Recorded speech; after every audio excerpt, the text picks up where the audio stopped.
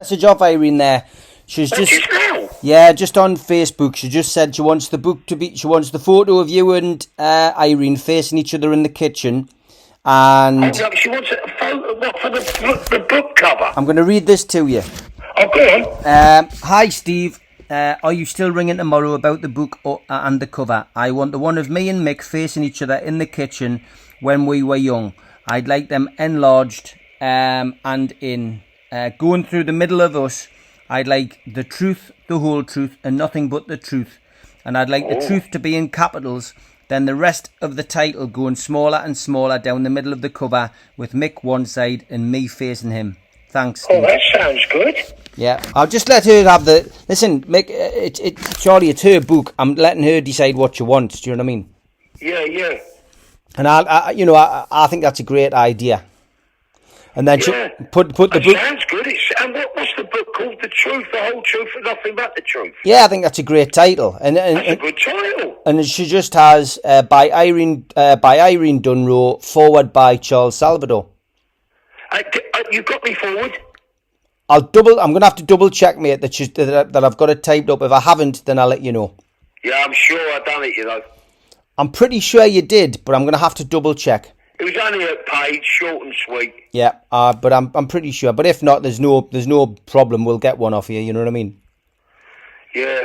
The most important thing is to get the cover done and get it on pre-order, and then I can let George know, and then we can, once the book's being proofread, which is in the next 3 weeks, and the photos are scanned in, it shouldn't take too long to turn it round. I mean, once she's okayed it, the book goes away to the printer, and the printer will turn it round in 2 to 3 weeks. So, I mean, really, it should be out by September.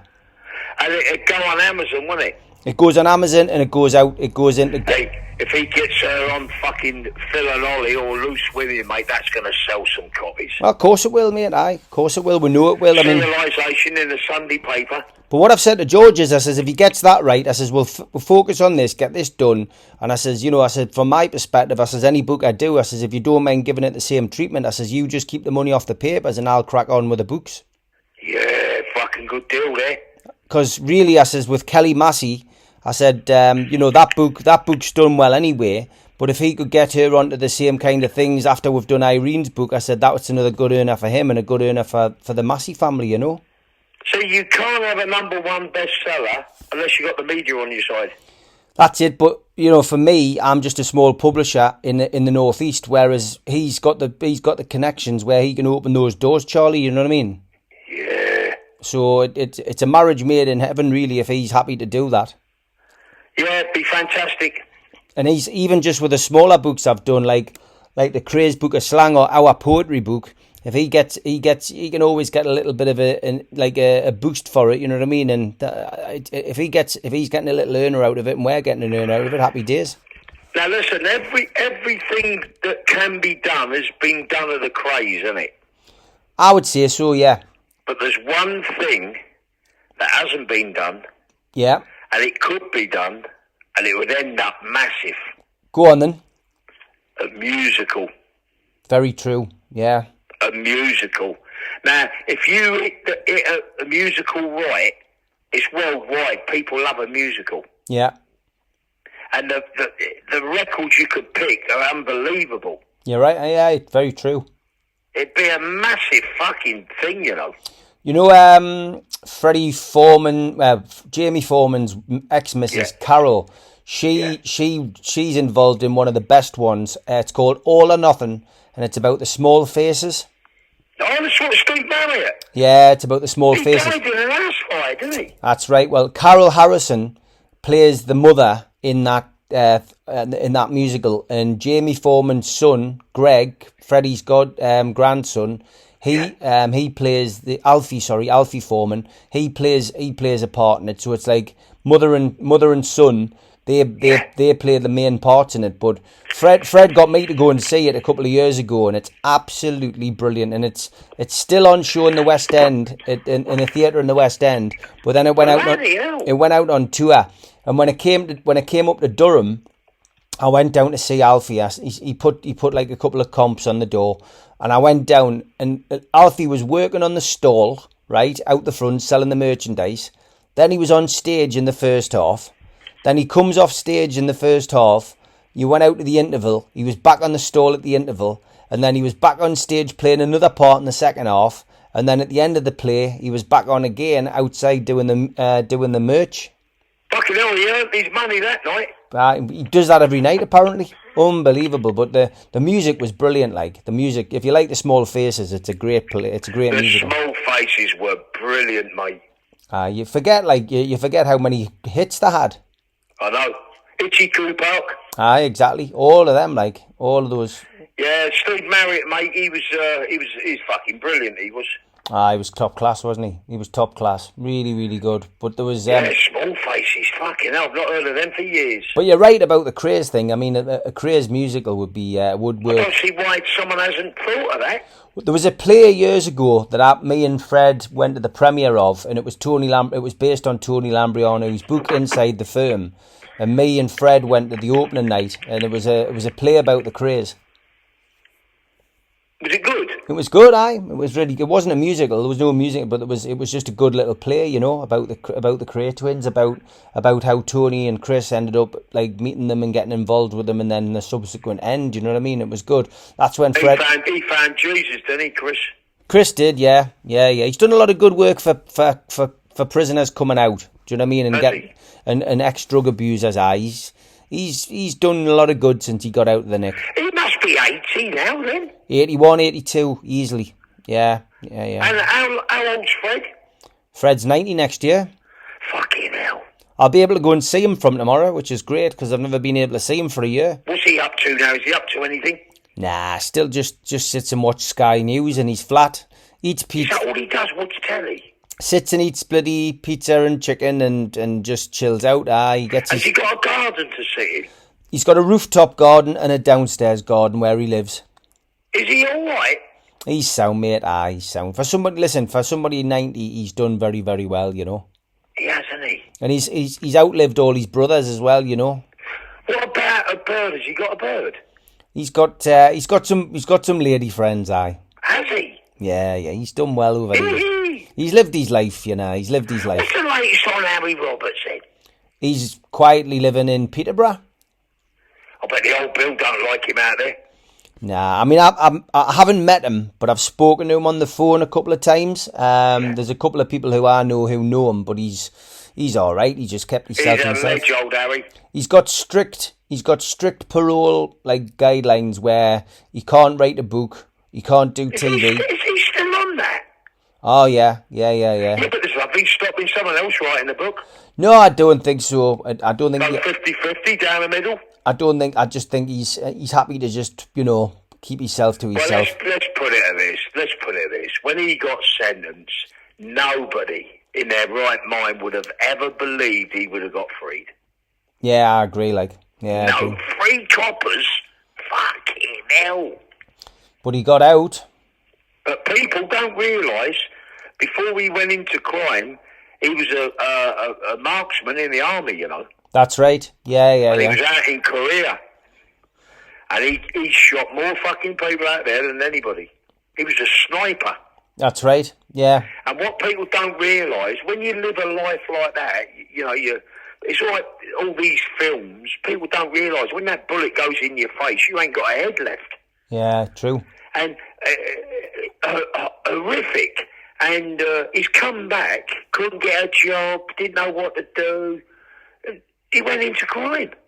Yeah, that's right. And a lot of people in the forces used to do that. Yeah. Again, it comes back down to what we were talking about before, though, when we were talking about trauma. PTSD wasn't even heard of back in those days. Never heard of. Pull your socks up and get on with it. Exactly, aye, and anyone who lived through the Second World War. When you're going on a bit of work, and you got guns in the car, and you get stopped, what do? Go put your hand up and go to prison for 5 or 10 years just for holding guns.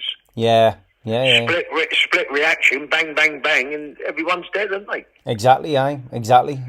But until Harry shot them 3 coppers, this country had never known anything like that. No, and it was a major turning point, wasn't it? But it was a major, big big part of history. That I mean that crime goes alongside the likes of Ruth Ellis, and you know it's infamous. You're right. Infamous. He just missed hanging, Harry. You know. That's right. He only missed it by about 18 months. I think that's probably what makes it as infamous. I mean, I remember there was a BBC drama done about it years ago, wasn't there? About the killing, like, which always makes me wonder. You know, that they're not allowed to come out and make any money off it, yet other people can. Yeah, fucking liberty. Yeah, massive liberty that, like, really is. But they might try that on me, you know, when I get out. They might say, I can't do this, I can't do that. I'd be surprised, you know, because of what you actually went away for, you know. I think you'll be surprised what you can do when you get out. I fucking hope so. I think you'll be fine. I don't think it'll be as strict as some people. I'm going to bed with 2 birds, you know. Oh yeah. And I'm getting it filmed. I am, Steve, I'm telling you. You'll end up on the adult channel first. Charlie Salvador, sponsored by Television X. I might borrow Dave Courtney's fucking sex museum for a while. Oh, aye. You end up in that. You end up in that dungeon. You might never get out. Might never get out.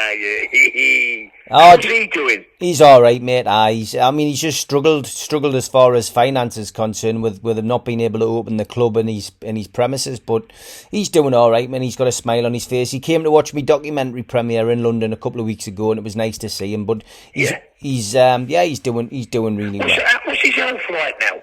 He's okay. He struggles a little bit. He struggles a little bit from time to time, but he was great. You know, he was in a good place when I seen him, which is nice. Did you ever see that Joe Poll's son?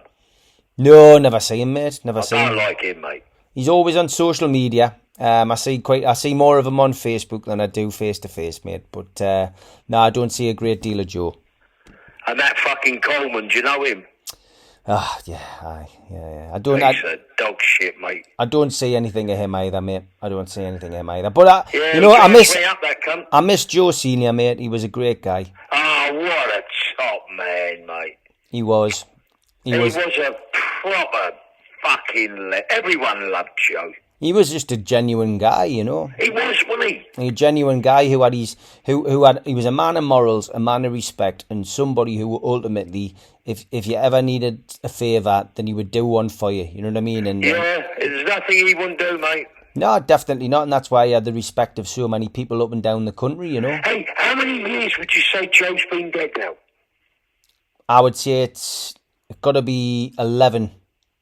Yeah, it's well over 10, isn't it? I think it was 2009, if my memory serves us correctly. So that's got to be. It's nearly 12 years. He used to come to my court cases, you know, Joe. Oh, I know. Well, he was there when I came down to your appeal. I think he was there. I think he came down. Who was there? I think Joe Senior came to your when you were at the Royal Courts of Justice or something. I remember being down there. He was there then. I was there then. I was there. Yeah.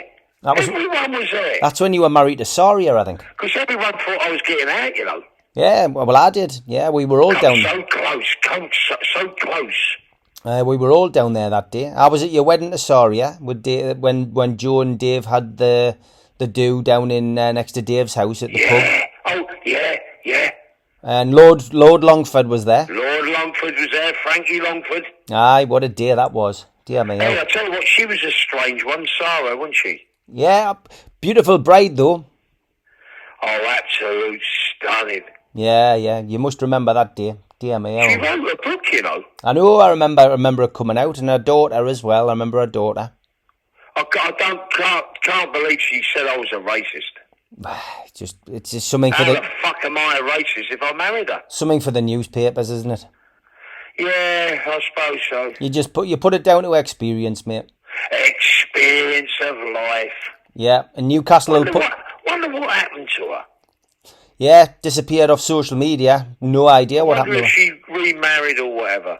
I know. Well, she'll resurface at some point, I bet. The only problem is with beautiful women, they get ugly quick, you know. It is true, that. No comment. So a lot of ugly birds end up beautiful, don't they? It's like the ugly duckling. Aye, that's a good story. Hey, the buzzer's got it's going off any minute. Have a great week. Great to speak to you, mate. Take care. God bless. Be lucky, Stevie. Bye, mate.